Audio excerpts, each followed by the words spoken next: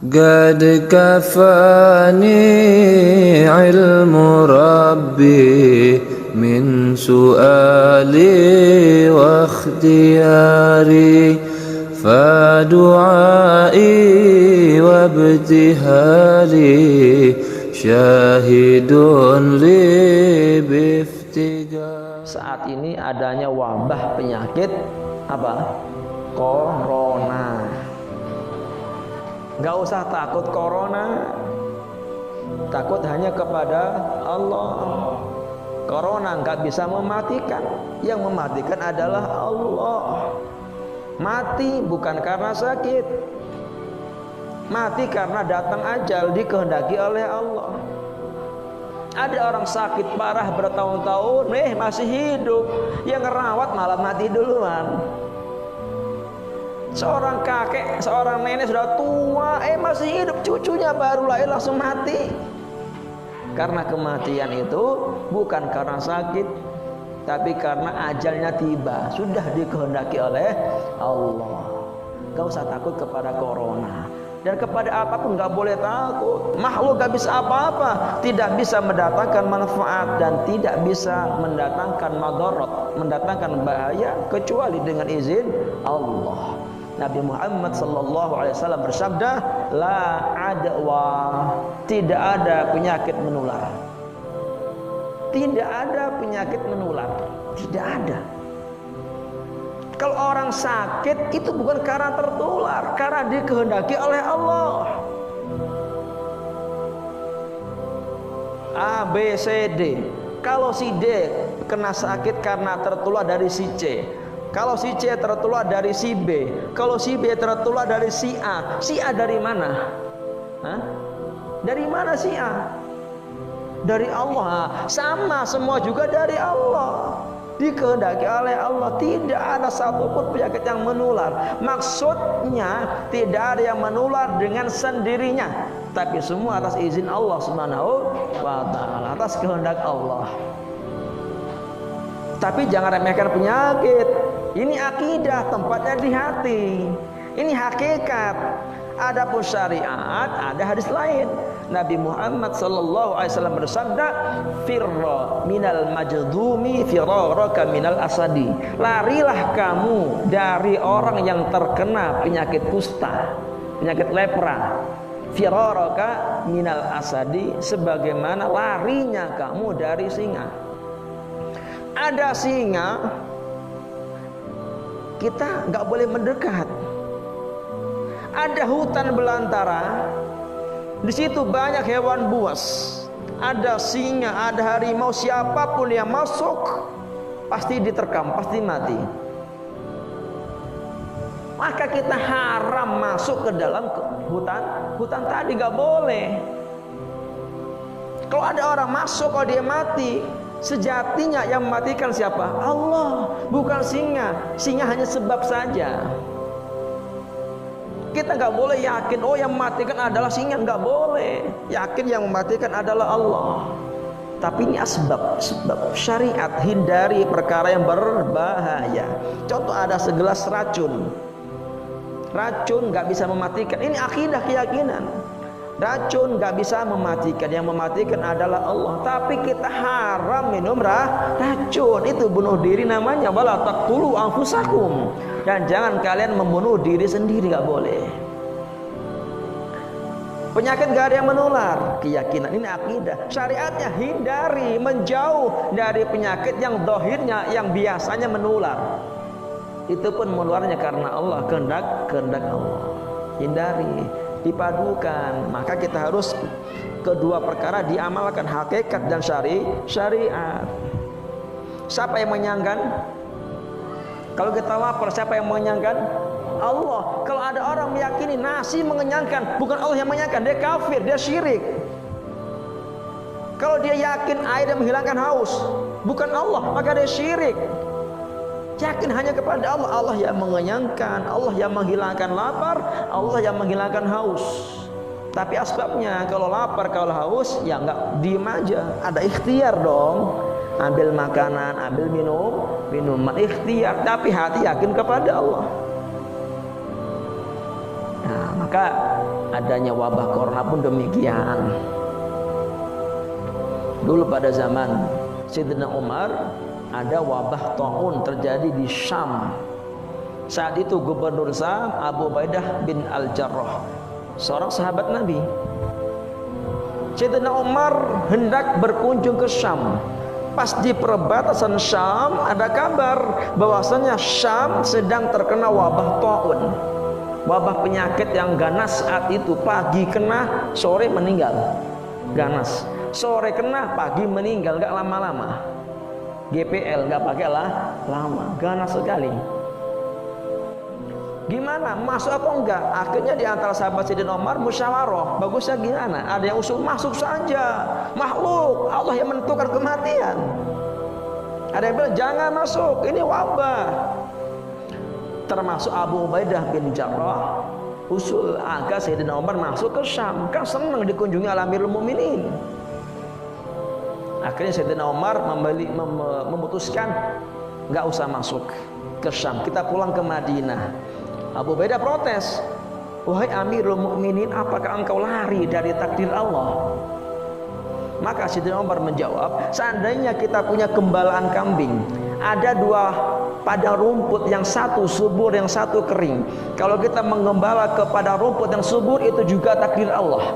Kalau kita menggembala di padang rumput yang kering, yang tandus, juga takdir Allah. Kita pilih mana? Maka saya lari dari takdir Allah menuju takdir Allah yang lain.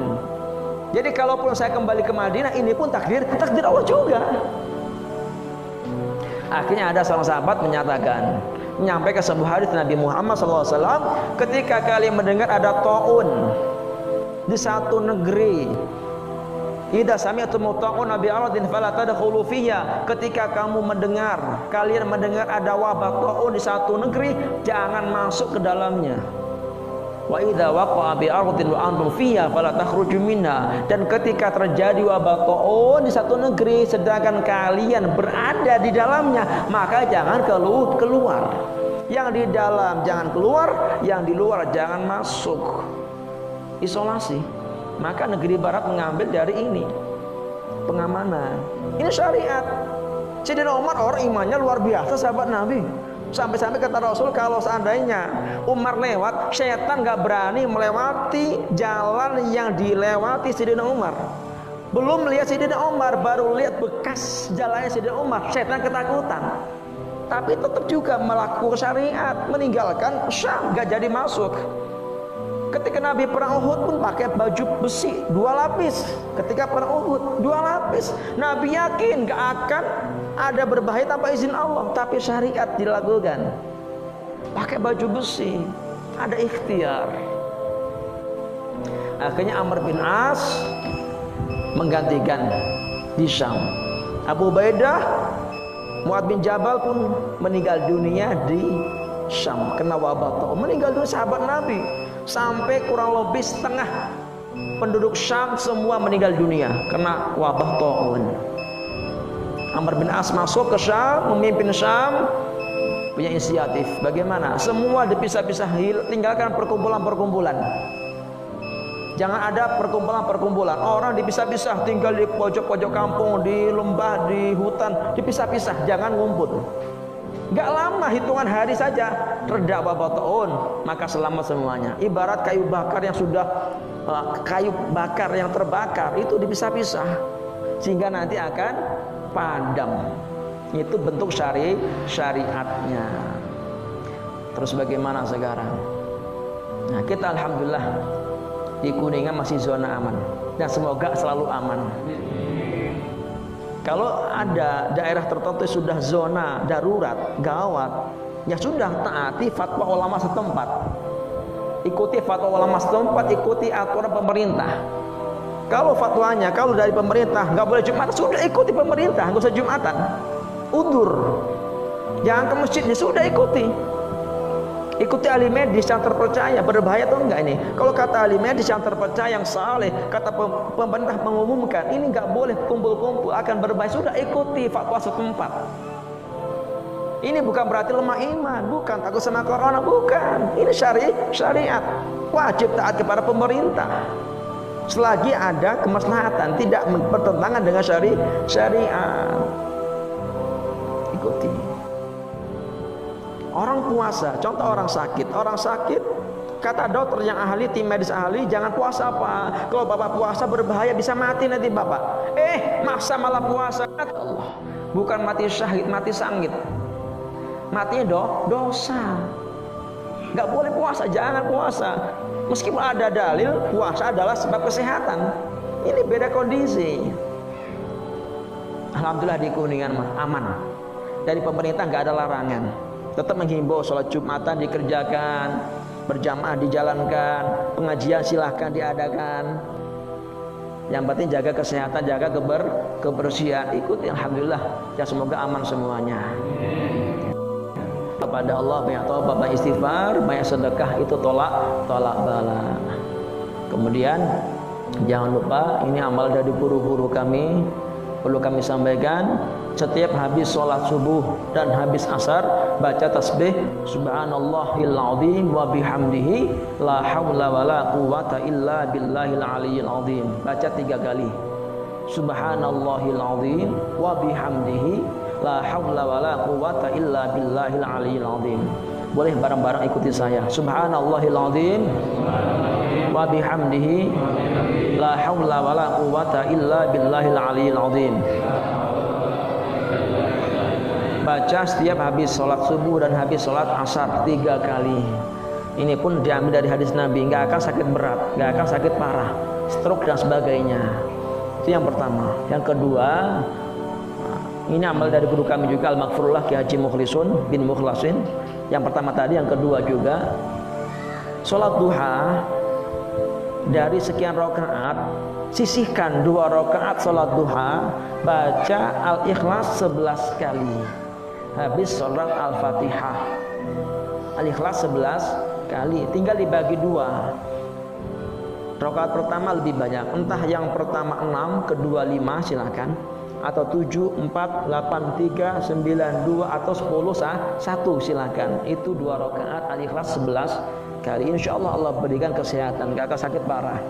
Kemudian yang ketiga, sholat sunnah qobliyah subuh, rakaat pertama habis Al-Fatihah baca Alam Nasrah sampai akhir. Rakaat kedua habis Al-Fatihah baca Alam Taroh.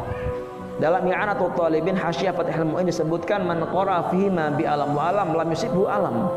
Barang siapa di dalam 2 rakaat qobliyah subuh membaca 2 surat alam-alam, Alam Nasrah dan Alam Taroh, maka nggak akan kena penyakit. Kalaupun sakit yang ringan-ringan saja. Ya bagusnya digabungkan, karena ada 2 riwayat, ada Al-Kafiru dan Al-Ikhlas, ada Alam Nasr dan Alam Taroh digabungkan. Habis Al-Fatihah di dalam sholat sunnah qobliyah subuh, rakaat pertama baca Alam Nasr dan Al-Kafirun. Rakaat kedua habis Al-Fatihah baca Alam Taroh dan Al-Ikhlas. Ini diamalkan. Semoga Allah Ta'ala berjaga kita dari segala penyakit. Dan siapapun ada saudara kita yang sakit, yang kena, kita doakan. Dan siapapun yang kena wabah taun, maka dia kalau mati syahid. Itu hadiah dari Allah. Wabah taun bagi umat terdahulu adalah adab, sedangkan bagi umat Nabi Muhammad SAW adalah rahmat. Allah ampuni dosa, Allah angkat derajatnya. Dan kalau mati syahid. Allah alam bisawab.